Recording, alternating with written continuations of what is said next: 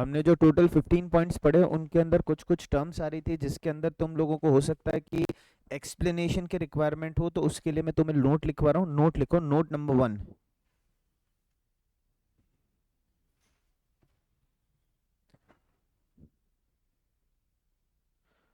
Total 15 points के note,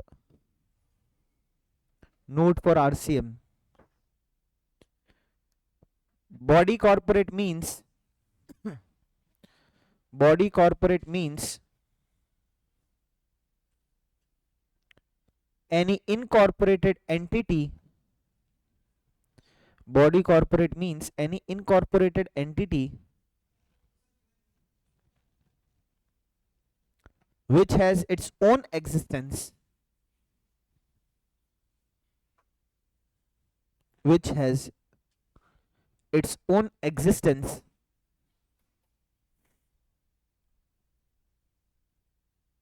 that is LLP, company, etc. That is LLP, company, etc.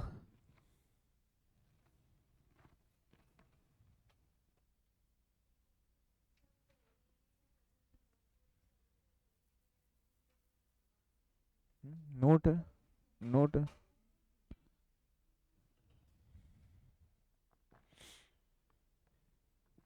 Full stop. Next line. It includes company incorporated outside India. It includes company incorporated outside India.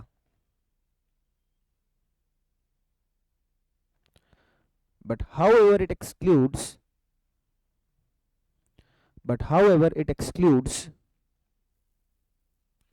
cooperative society, partnership firm, etc. But however it excludes cooperative society, partnership firm, etc.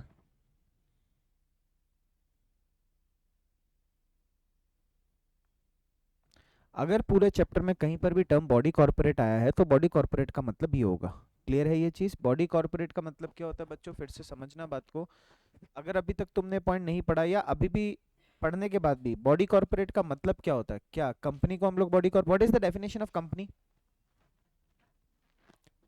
As per section 2 clause 20? What is the definition of company?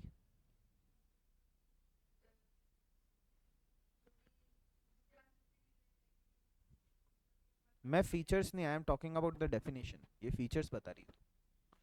What is the definition of company? ये सारे characters हैं, features हैं। What is the definition of company as per section 2 clause 20 of companies act 2020 2013?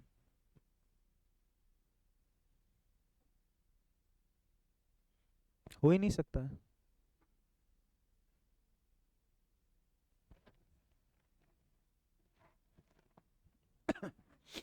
फिर सुबह सुबह वही बात, ये आउट ऑफ स्कोप है। ट्वेल्थ ट्वेल्थ ट्वेल्थ क्लास की कंपनी अकाउंट्स की बुक के पहले पेज पे कंपनी की डेफिनेशन लिखी हुई है। ग्रेड 12 तो सबने पढ़ रखी। वही तो बेवकूफ़ी है ना। इनकॉर्पोरेटेड इनसाइड इंडिया तो पार्टनरशिप भी होती है।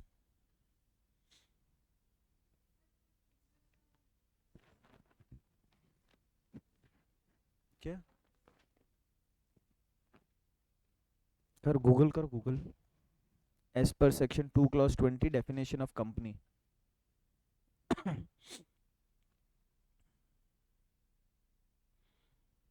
पैथेटिक सिचुएशन है, पैथेटिक सिचुएशन है तुम लोगों की।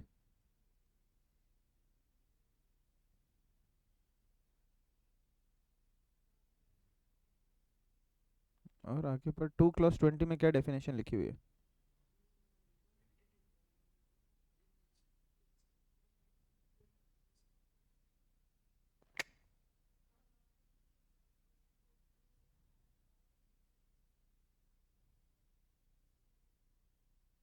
ये है डेफिनेशन।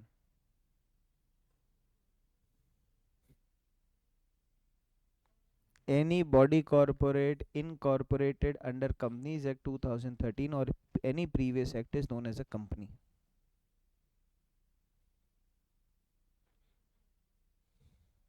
इसलिए तुम लोगों के क्या होता है कि अभी सुबह सुबह बुरा लगेगा मेरी बातों का।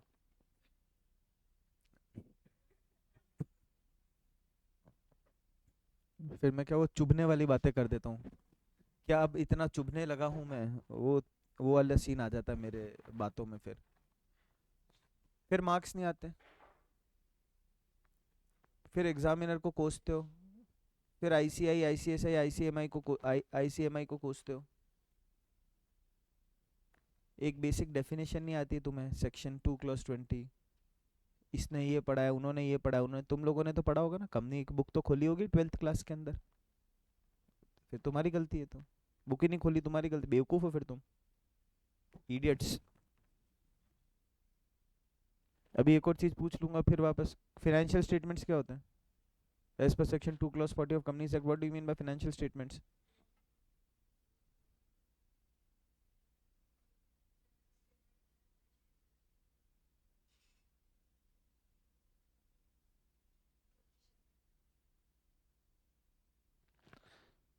लिखो। अब अपन ने एक चीज क्या पढ़ी, बॉडी कॉर्पोरेट और कंपनी के बारे में डिफरेंस। दोनों डिफरेंट चीजें होती है। बॉडी कॉर्पोरेट का मतलब होता है कोई भी रजिस्टर्ड एंटिटी, इनकॉर्पोरेटेड एंटिटी। इसको हम लोग, भले ही वो आप लोगों की पार्टनरशिप हो, भले ही वो आप लोगों की कुछ भी हो, उसे हम लोग बॉडी कॉर्पोरेट कहते हैं। पर इन्होंने जब हम जीएसटी पढ़ रहे हैं, जब हम आरसीएम पढ़ रहे हैं, तो इन्होंने अपनी बॉडी कॉर्पोरेट की डेफिनेशन यहाँ पर दे रखी है। ठीक है, कि इसके अंदर क्या क्या आएगा। Body corporate means any incorporated entity which has its own existence, that LLP company, but however it excludes cooperative society and partnership firms. Note number 2,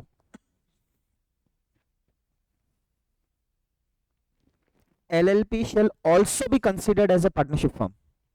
मतलब एलएलपी बॉडी कॉर्पोरेट भी है और उसे हम पार्टनरशिप फर्म भी कहेंगे। LL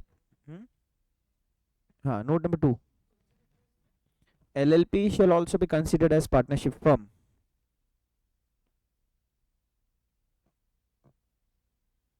note number 3,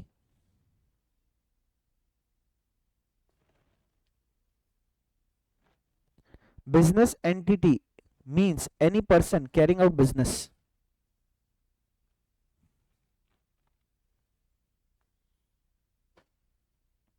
business entity means any person carrying out business।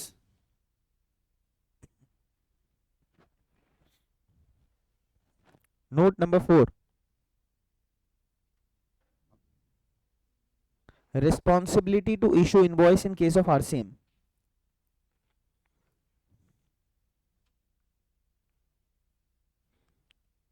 responsibility to issue invoice in case of RCM।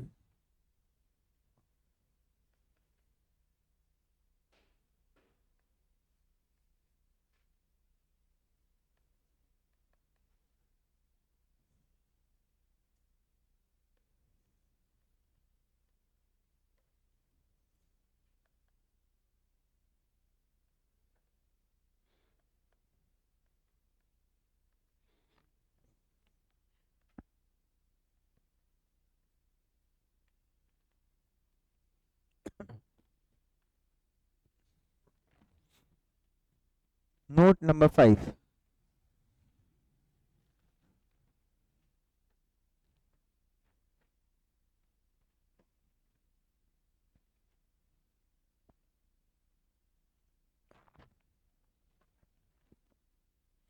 Note number 5, if all goods and services, very important note है, इसको star mark कर देना क्योंकि यहाँ पर तुम लोगों को कंफ्यूजन होगा।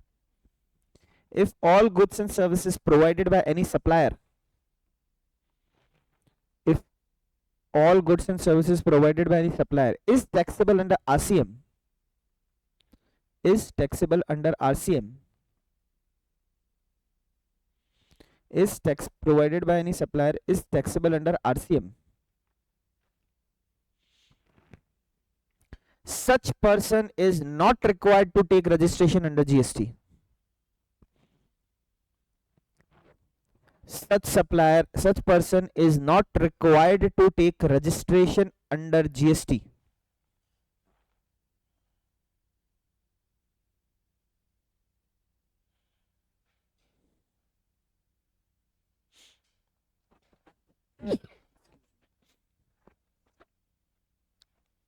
अगर कोई पर्सन सिर्फ और सिर्फ आरसीएम के अंदर जो टैक्सेबल सर्विसेज है वही सप्लाई कर रहा है तो उसे रजिस्ट्रेशन लेने की जरूरत नहीं, क्योंकि जो रेसिपिएंट है वो उसके ऊपर टैक्स पे करेगा, so he will not be liable to get registered and pay GST on such supplies. Got it? चलो नेक्स्ट हेडिंग डाल दो, कंपोजिशन स्कीम सेक्शन 10। नया ऑल टुगेदर नया टॉपिक है जिसका आरसीएम एग्जेम्पशन किसी से कोई लेना देना नहीं। चैप्टर चेंज इसलिए नहीं कर रहा हूं क्योंकि मॉड्यूल में आप लोगों को इसी चैप्टर के अंदर गिवन है ये टॉपिक 10, कंपोजिशन स्कीम, ब्रैकेट में लिख देना सेक्शन 10 ऑफ सीजीएसटी एक्ट।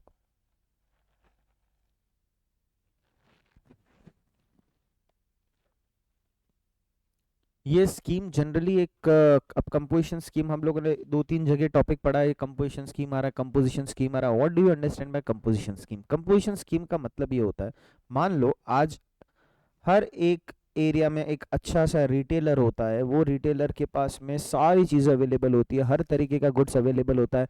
आपको मम्मी बोलती है, पापा बोलते हैं कि ये लिया वहाँ तो मिल ही जाएगा, ये लिया वहाँ तो मिल ही जाएगा, ऐसी शॉप हर एरिया में एक होती ही होती है। ठीक है, नाउ आज अगर हम उसके पास में जाएंगे तो मिनिमम हम लोगों का बिल कुछ 500-600 रुपए का बनता है। अब ऐसे उसके वहां पर एट ए टाइम 10 जने खड़े रहते हैं, अब वो सबको तो इनवॉइस इशू नहीं कर सकता।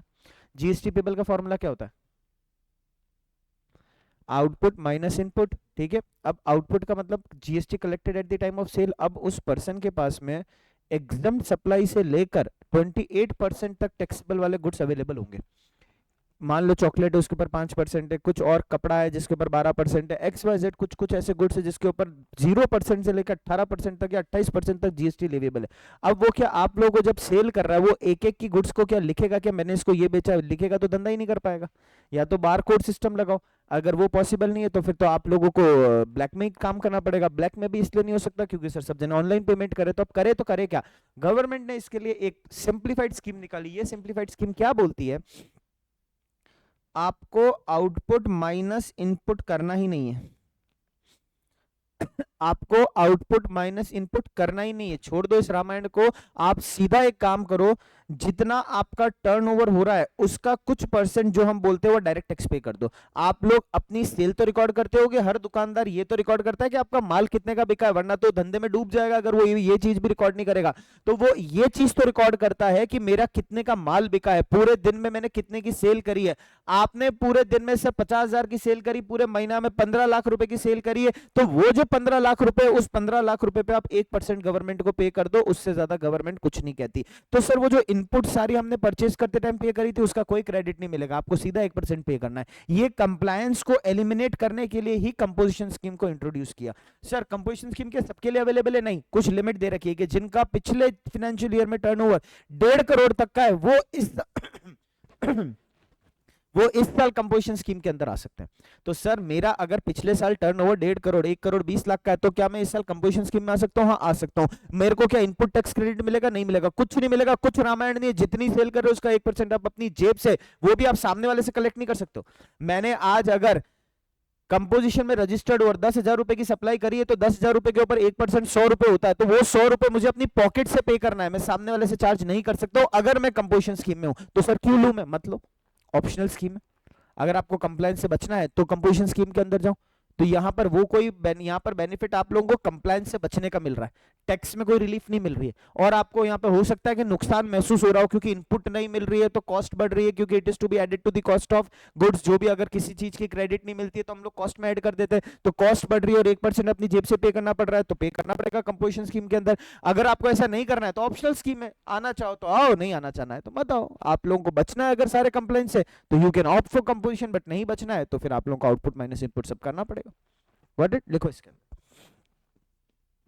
For reducing compliance burden,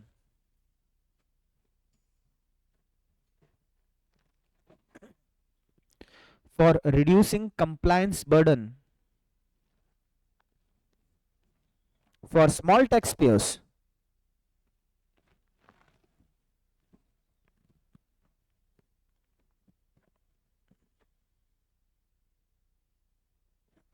government introduced the concept of composition levy.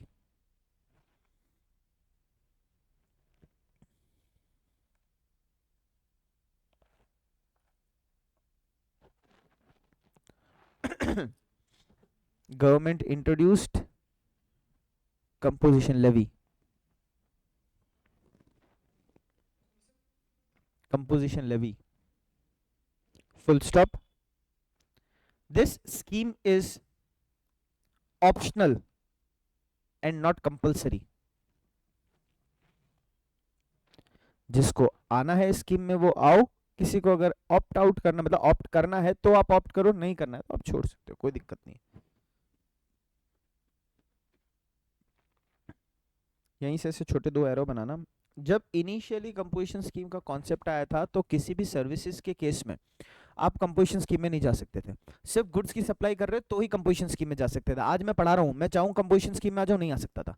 पर अब गवर्नमेंट ने सारी चीजें इंट्रोड्यूस कर दी है कि अगर कोई सर्विस प्रोवाइड कर रहा है वो भी कंपोजिशन में आ सकता है, बस उनकी कुछ कंडीशन है, वो कंडीशन फुलफिल करनी पड़ेंगी। तो दो सेक्शन है इसके अंदर, सेक्शन नंबर तुम्हें याद रखने पड़ेंगे। कहीं पर भी मैं सेक्शन नंबर याद करने को नहीं बोलता हूं, बट यहां इसलिए याद रखना पड़ेगा, एग्जाम में क्वेश्चन सीधा तुम लोगों को question number section number quote करके आ जाएगा।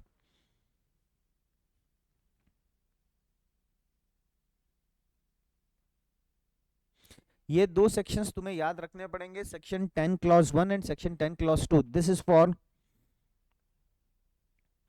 Goods and restaurant services, and this section is for service other than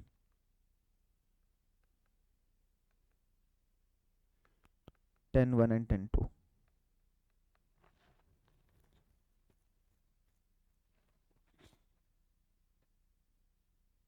to ए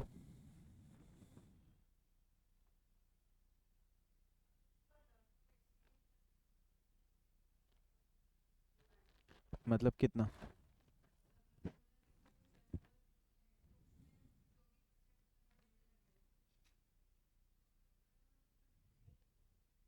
मतलब कैसे टर्नओवर के ऊपर कैसे? नहीं बेटा, सेल तो करेगा ना।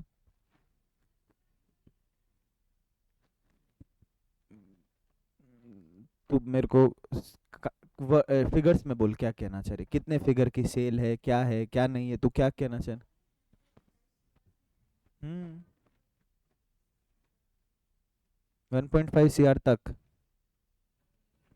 अंदर तक। ऊपर तो ऑटोमेटिकली आपके पास ऑप्शन ही नहीं है। चलो लिखो फर्स्ट हेडिंग।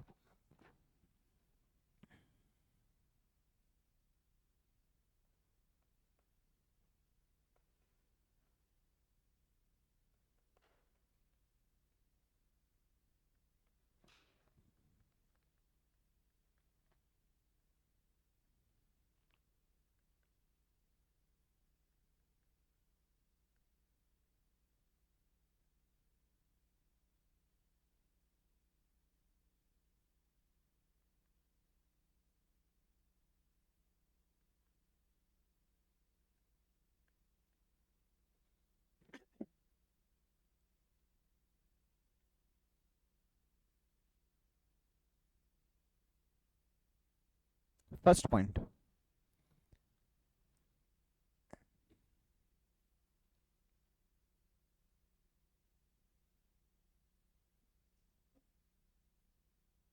मंडे को टेस्ट है।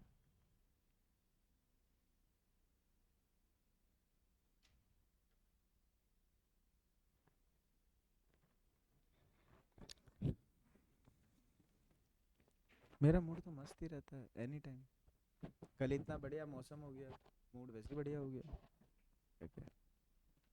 मस्त हवाएं चल रही थी रात को, मस्त हवाएं चल रही थी रात को, चिल मौसम। पानी सप्लाई, पानी की सप्लाई आई थी, जनरली गवर्नमेंट की तरफ से रहती है, कल भगवान की तरफ से थी। चलो लिखो, as per this composition scheme, as per this composition scheme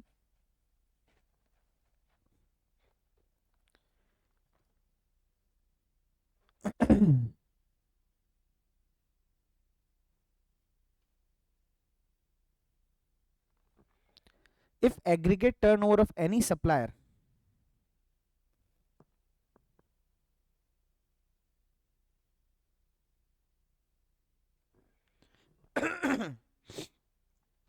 if aggregate turnover of any supplier of goods and restaurant service provider of goods and restaurant service provider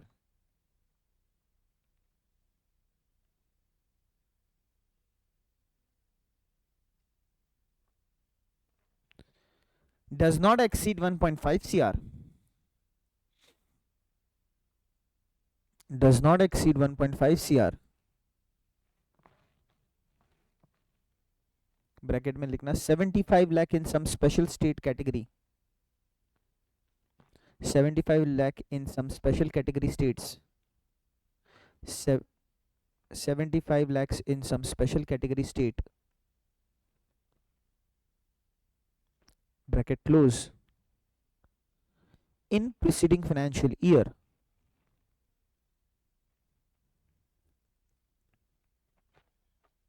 he may opt to pay tax, he may opt to pay tax, he may opt to pay tax at specified rate.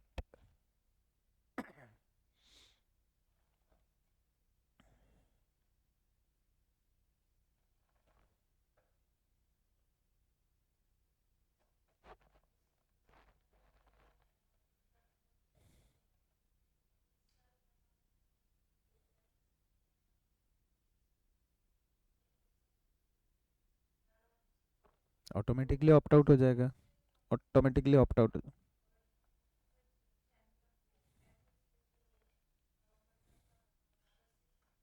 क्यों? नवंबर क्यों नहीं लगेगी? उसको थोड़ी पता था कि मेरा टर्नओवर एक्सीड कर जाएगा। Second point, applicable aggregate turnover limits, applicable applicable aggregate turnover limits for various states, for various states, applicable aggregate turnover limits for various states for opting the composition scheme.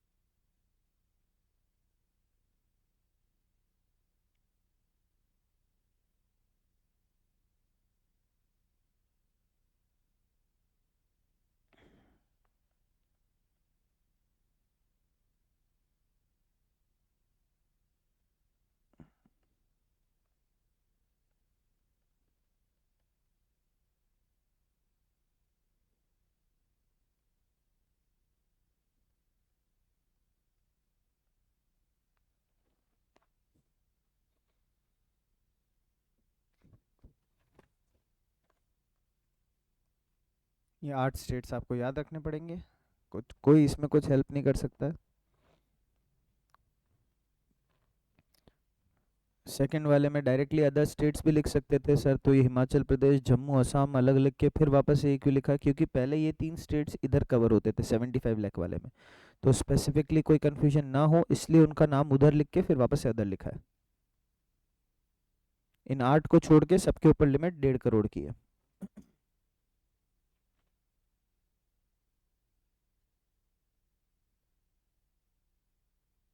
Next सब heading composition scheme under section 10(2)(a).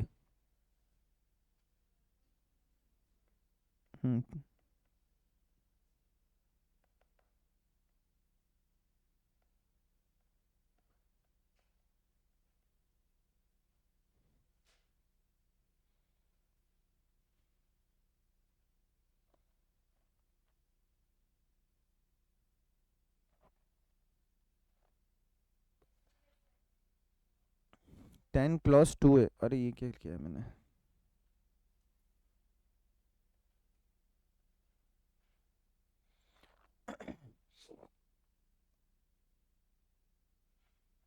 First point, this scheme can be opted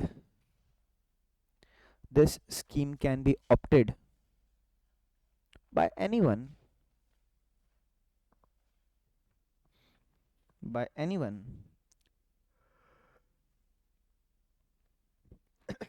who is not eligible to opt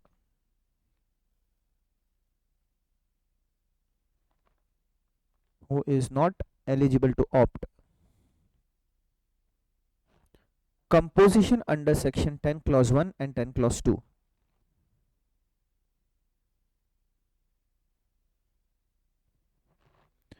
Who is not eligible to opt composition under section 10 clause 1 and 10 clause 2.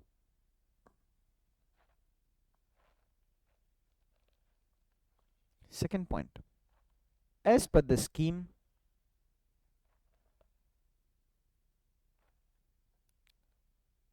if aggregate turnover as per this scheme, if aggregate turnover of any supplier does not exceed rupees 50 lakh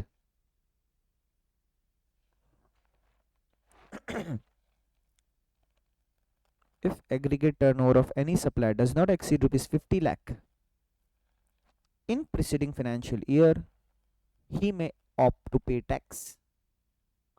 In preceding financial year, he may opt to pay tax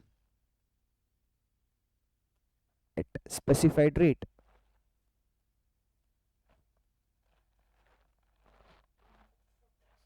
He may opt to pay tax at specified rate.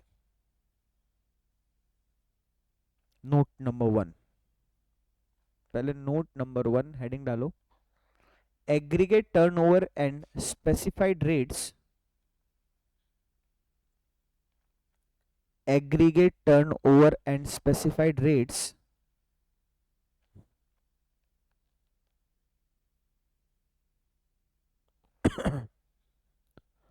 for composition scheme under section for composition scheme under section 10 clause 1, 10 clause 2 and 10 clause 2 है। मतलब तीनों के लिए aggregate turnover का मतलब क्या होगा और स्पेसिफाइड रेट्स क्या होंगी वो हम इस नोट के अंदर पढ़ेंगे, दोनों ही पार्ट के लिए, 10 क्लॉज 1 2 के लिए भी और 10 क्लॉज 2 ए के लिए भी। लिखो ए पॉइंट, नोट नंबर 1 का ए पॉइंट, एग्रीगेट टर्नओवर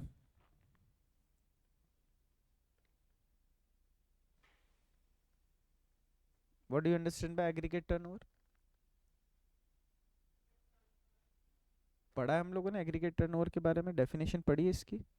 चलो लिखो, कोई बात नहीं। Turnover calculated on all India basis turnover calculated on all India basis of a person having same PAN. Turnover calculated on all India basis of a person having same PAN.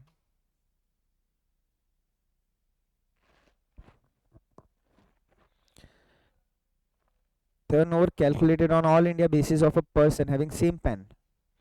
एक pan number पे पूरे पर एक person का पूरे India में जितना turnover हो रहा है उसे हम लोग एग्रीगेट टर्नओवर कहेंगे, ठीक है, full stop. Next line, it includes,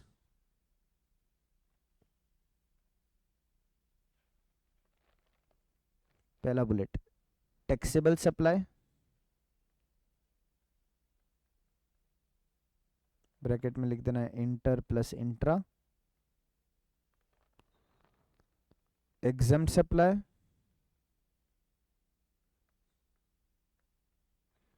third export and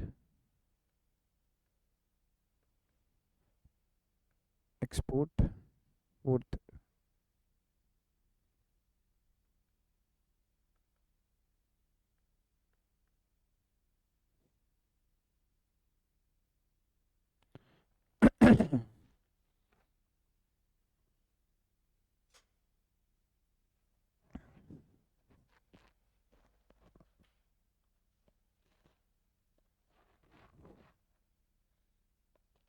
full stop, next line. It excludes.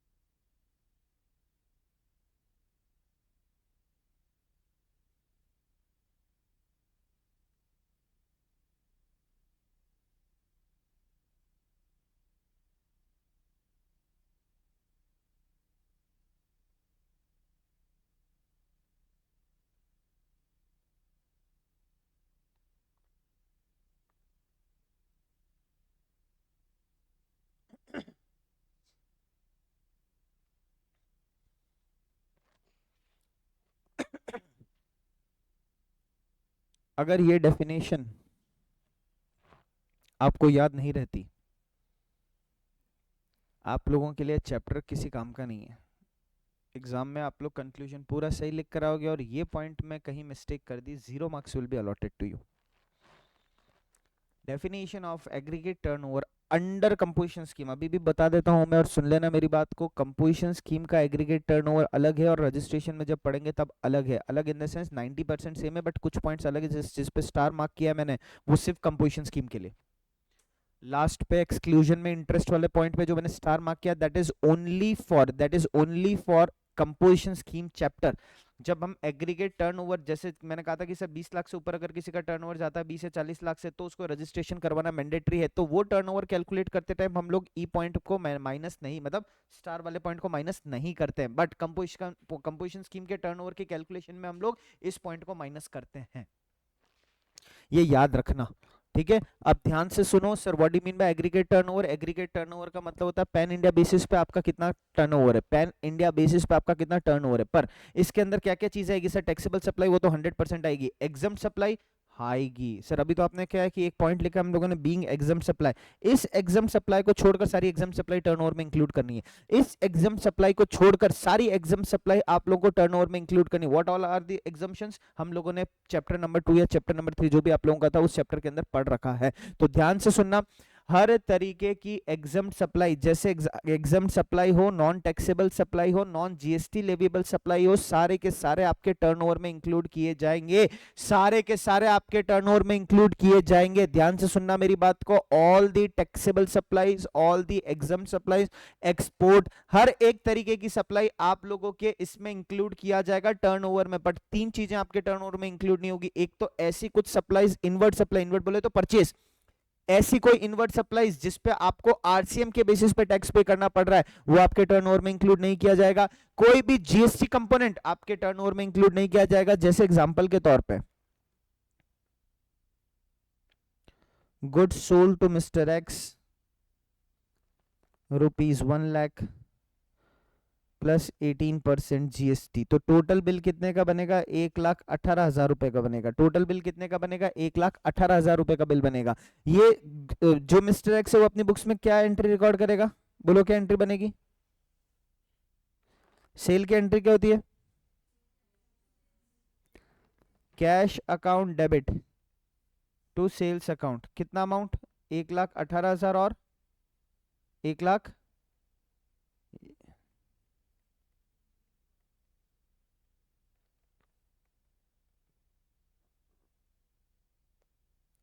यही तो आपको ये पॉइंट कह रहा है कि टर्नओवर में आपको जीएसटी का कंपोनेंट ऐड नहीं करना है।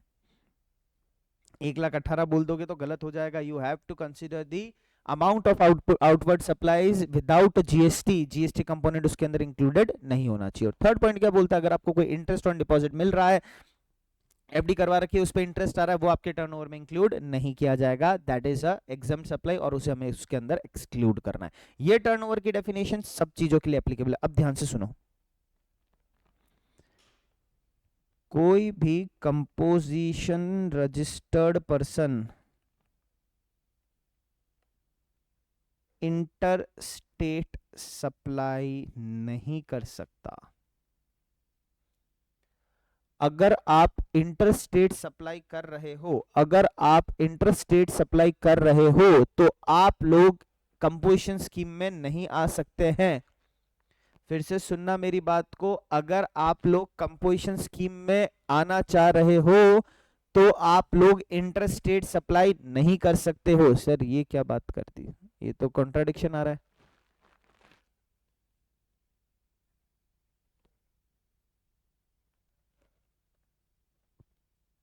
फिर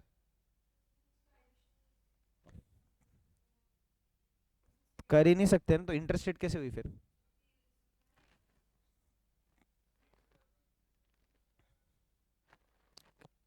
मेरे पेन नंबर पर हजारों बिजनेस हैं, टर्नओवर मेरे पेन नंबर पे कैलकुलेट होगा, बात खत्म।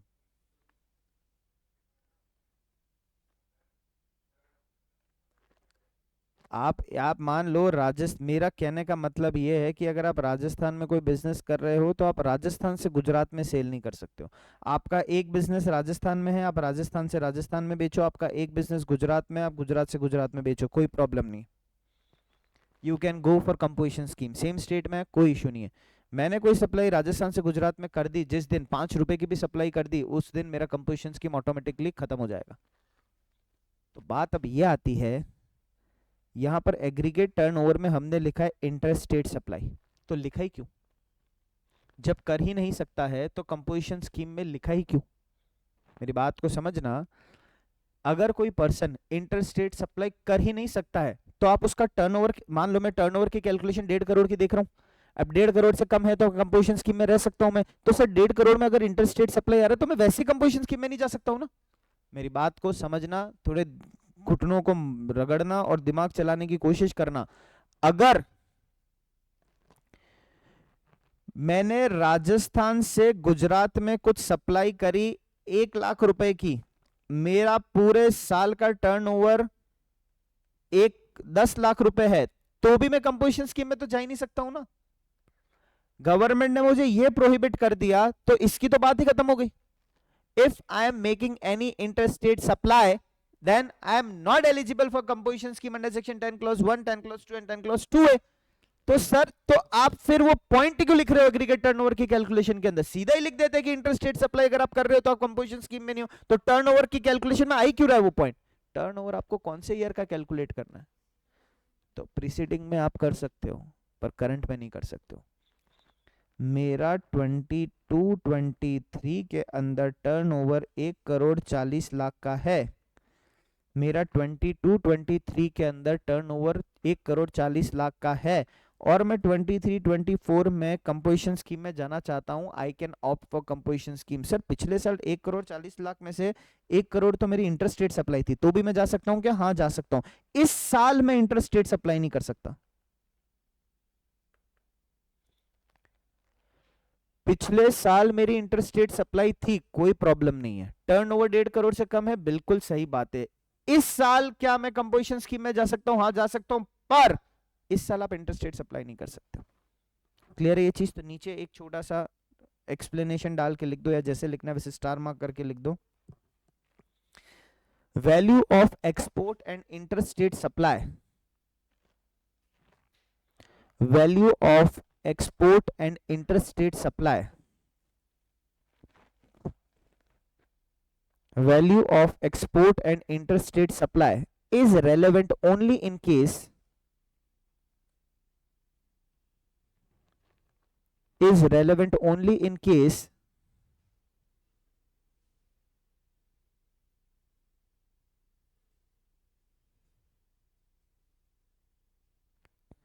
is relevant only in case where aggregate turnover is calculated for preceding year, is relevant only in case where aggregate turnover is calculated for preceding year।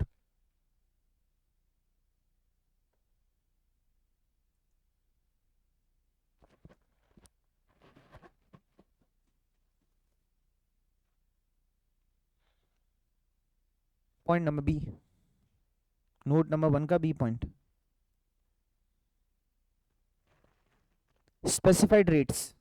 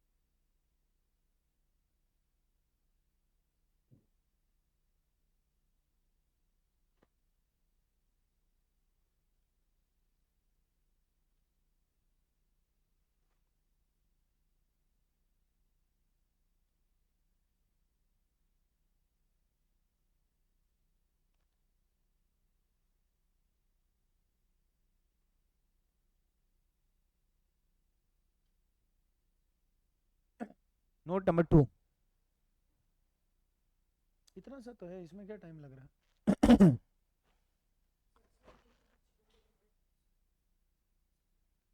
Copy करो, बताता हूँ।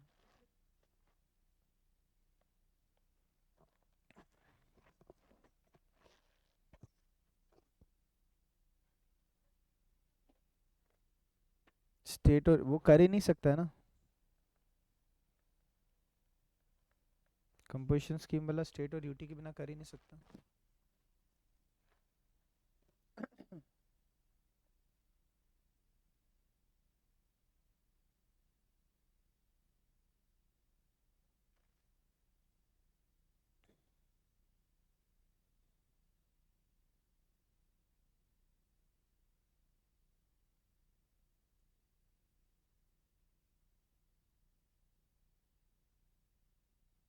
हो गया।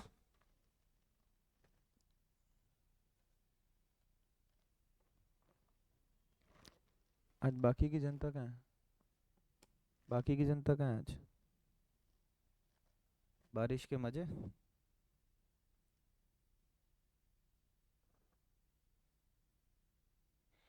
समोसे कचौरी का मौसम आया है। समोसे कचौरी का मौसम आया है।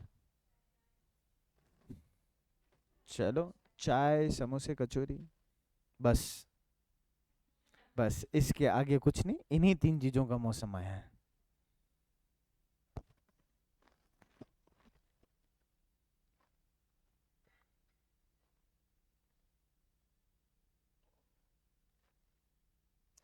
तुम बैठे बैठे ऐसे दिमाग नहीं लगाते हो यार, ये श्याम जी के यहाँ कितनी कचौरियाँ बिकती होगी, इनका इनका एग्रीगेट टर्नओवर कितना है, ये जीएसटी भरते होंगे कि नहीं भरते होंगे, इनके ऊपर इनकम टैक्स का क्या इम्प्लीकेशन है। उनका तो खूब है। श्याम जी का तो खूब है। ये तो तब से है जब से मैं पढ़ रहा था, जब पहले यहाँ सृजन हुआ करता था। अभी भी है बट वो तो एसीसी पढ़ाते हैं, बट जब सृजन पीक पे था सीएस पे, तब हमारा यही अड्डा हुआ करता था, श्याम जी। बीच में तो बच्चे इतने नालायक हैं, मेरा नाम लेके श्याम जी के यहाँ से खाना खा के आ जाते, मतलब नाश्ता वाश्ता सब कर करा के आ जाते पूरी पलटन। अब तो मैंने मना कर दिया। अब तो मैंने ना बोल दिया है। हमारा घर जैसा व्यवहार था श्याम जी से, तो मस्त आदमी है। मैन्युफैक्चरर के ऊपर कितना रेट ऑफ टैक्स पे करना है? जैसे आज अगर मैं सप्लाई कर रहा हूँ, मैंने 10 लाख रुपए की सप्लाई करी, तो मुझे कितना टैक्स पे करना है?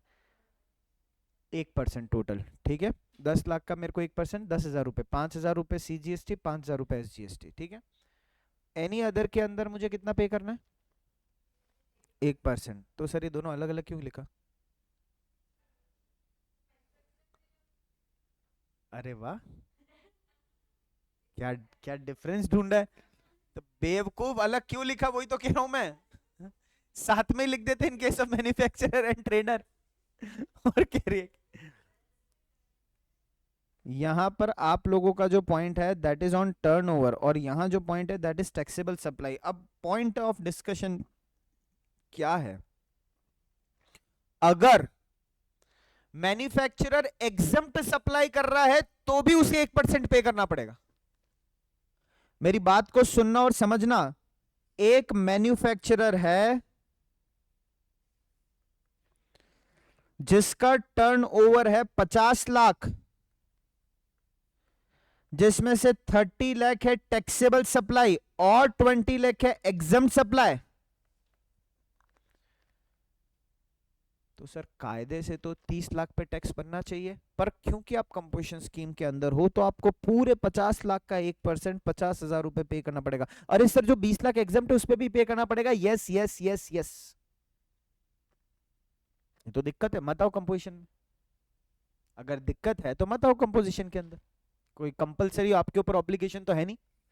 गवर्नमेंट ने ये रूल बना रखा है, अदर देन ट्रेडर अगर कोई भी पर्सन है वो एग्जम्प्ट सप्लाई भी कर रहा है तो कंपोजिशन स्कीम में उस पे भी टैक्स जाएगा। क्लियर है ये पॉइंट? बट अगर ट्रेडर है तो उसको सिर्फ और सिर्फ टैक्सेबल सप्लाईज के ऊपर ही जीएसटी पे करना है। सब जने आते हैं, एग्जाम सप्लाई सब थोड़ी करते हैं बेटा।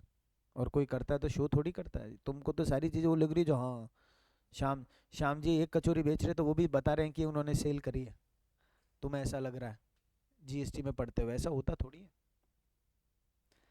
Note number 2,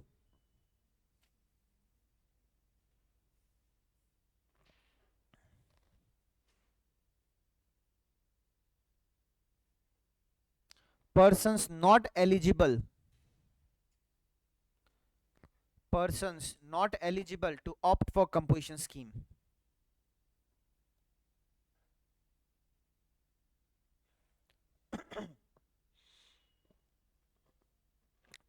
Persons not eligible to opt for composition scheme.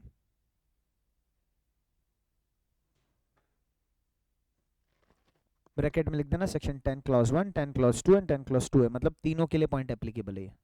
दोनों के लिए, सॉरी, 10 क्लॉज 1 2 के लिए भी और 2A के लिए भी। 1 और 2 साथ में चलेंगे, हमेशा याद रखना। 1 is for goods, 2 is for restaurant services and 2A is for other than 10 1 10 2।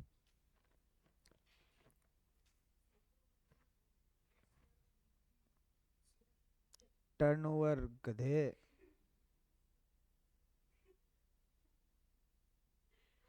मंत्री साहब चलो।